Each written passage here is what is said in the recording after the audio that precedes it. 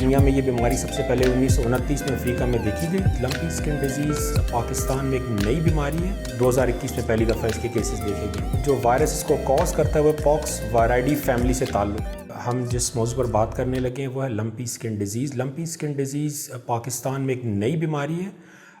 پاکستان کے لیے اگرچہ یہ نئی بیماری ہے لیکن دنیا میں یہ نئی بیماری نہیں ہے. دنیا میں یہ بیماری سب سے پہلے 1929 میں افریقہ میں دیکھی گئی اور اس کے بعد پھر یہ آہستہ آہستہ پھیلتے ہوئے پاکستان تک 2021 میں پہلی دفعہ اس کے کیسز دیکھے گئے. یہ ایک وائرل ڈیزیز ہے. وائرل ڈیزیز اور اس کی جو وائرس اس کو کاز کرتا ہے وہ پاکس وائرائڈی فیملی سے تعلق ہے. اس پاکس وائرائڈی فیملی میں 3 امپورٹنٹ وائرسز ہیں: sheep pox virus, goat pox virus اور lumpy skin disease virus. Sheep pox virus جو ہے وہ شیپ میں ڈیزیز کاز کرتا ہے، گوٹ پاکس گوٹ کے اندر، اور جو لمپی اسکن ڈیزیز وائرس ہے وہ کیٹل اور بفلو میں. اور اس وائرس کی ایک خوبی یہ ہے کہ اگر شیپ پاکس کا جو وائرس ہے وہ گوٹ میں یا کیٹل اور بفلو میں ڈیزیز کاز نہیں کر سکتا. اسی طرح لمپی اسکن ڈیزیز کا جو وائرس ہے وہ صرف کیٹل اور بفلو میں ہی ڈیزیز یا بیماری پیدا کرتا ہے. اس کی ایک اور خوبی یہ ہے کہ یہ بیماری یا یہ وائرس جو ہے ان جانوروں سے انسانوں میں منتقل نہیں ہوتا. اس کا مطلب یہ کہ وہ لوگ جو ان جانوروں کے ساتھ کام کر رہے ہیں یا وہ لوگ جو اس کا گوشت یا دودھ کھاتے ہیں ان کو یہ وائرس کوئی نقصان نہیں پہنچاتا اور وہ اس بیماری سے محفوظ رہتے ہیں.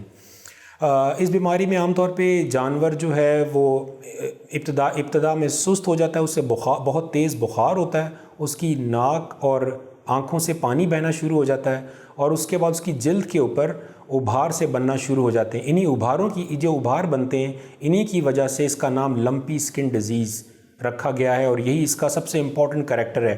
جب وہ ابھار نظر آتے ہیں جلد کے اوپر تو کوئی بھی فارمر یا جو ویٹنیرین ہے یا جو اس کو لوگ دیکھ رہے ہیں، دیکھ بھال کر رہے ہیں، وہ اس کو پہچان سکتے ہیں کہ یہ وہی بیماری ہو سکتی ہے. اس بیماری کی سب سے اہم بات یہ ہے کہ اس میں جانور بیمار ہوتا ہے اور اس کی جو ملک کی پروڈکشن ہے یا دودھ جو پیدا کرنے کی صلاحیت ہے وہ 70 سے 80% اور کئی جگہوں پہ ہم نے دیکھا کہ وہ تقریباً 100% تک کم ہو جاتی ہے. اور اس کی سب سے ایک اور اہم جو اس میں چیز ہے وہ یہ ہے کہ یہ اگر جانور ریکور بھی کر جائے تو جو ملک کا جو یا دودھ دینے کی جو جانور کی صلاحیت ہے وہ عام طور پہ دوبارہ اس نارمل سطح پہ نہیں آتی.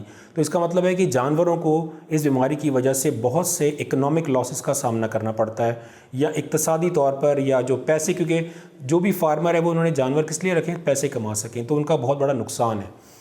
اس بیماری سے جانور عام طور پہ مرتے نہیں ہیں، مورٹیلٹی تقریباً 10% سے کم ہوتی ہے، لیکن اقتصادی نقصانات یا اکنامک لاسز بہت زیادہ ہیں جو کہ جس کی وجہ سے فارمر کو بہت زیادہ نقصانات کا سامنا کرنا پڑتا ہے.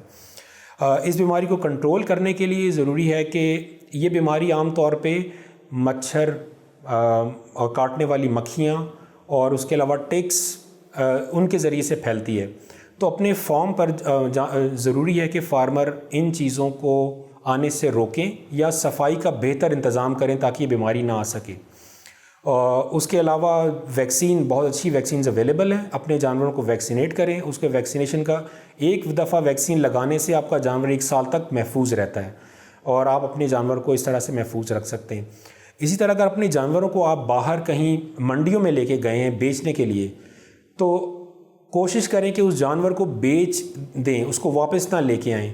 ہو سکتا ہے کہ منڈی میں جو دوسرے جانور ہیں وہاں سے وہ وائرس لے کے اپنے فارم پہ آ سکتے ہیں اور وہ دوسرے جانوروں کو لگ سکتا ہے. تو کوشش کریں جب ایک جانور کو اپنے لے کے جائیں بیچنے کے لیے تو اس کو بیچ کے آئیں. اگر واپس لا رہے ہیں تو اس کو دوسرے جانوروں سے علیحدہ رکھیں، 2 ہفتے تک علیحدہ رکھیں تاکہ دوسرے جانوروں کو بیماری نہ لگے.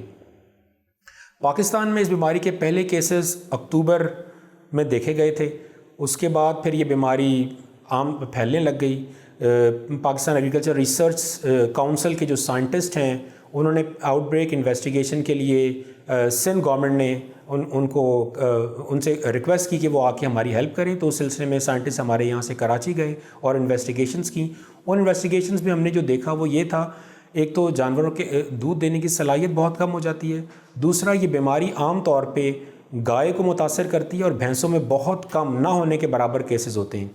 تیسرے نمبر پر یہ بیماری ایسی گائے جو کہ کراس بریڈ یا جو لوکل جو گائے ہیں ان میں بہت کم ہوتی ہے، اس کی سیویریٹی بہت کم ہوتی ہے، لیکن جو کراس بریڈ اینیملز ہیں ان میں اس کے نقصانات بہت زیادہ ہوتے ہیں. تو آخر میں یہی کہوں گا کہ ایک تو اس بیماری سے ڈرنے کی ضرورت نہیں ہے، یہ انسانوں کو نہیں لگتی، انسانوں کو کوئی نقصان نہیں پہنچاتی، اس کا دودھ اور گوشت محفوظ ہے۔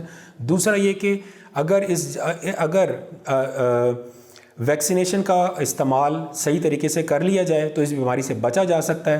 تیسرا یہ ہے کہ اگر بیماری آ جاتی ہے تو اپنے جانوروں کو تندرست جانوروں سے علیحدہ کریں، ان کا علاج کریں۔ علاج کرنے سے جو اپنے جانوروں کی زندگیوں کو آپ محفوظ رکھ سکتے ہیں اور اپنے جانوروں کو آپ بچا سکتے ہیں۔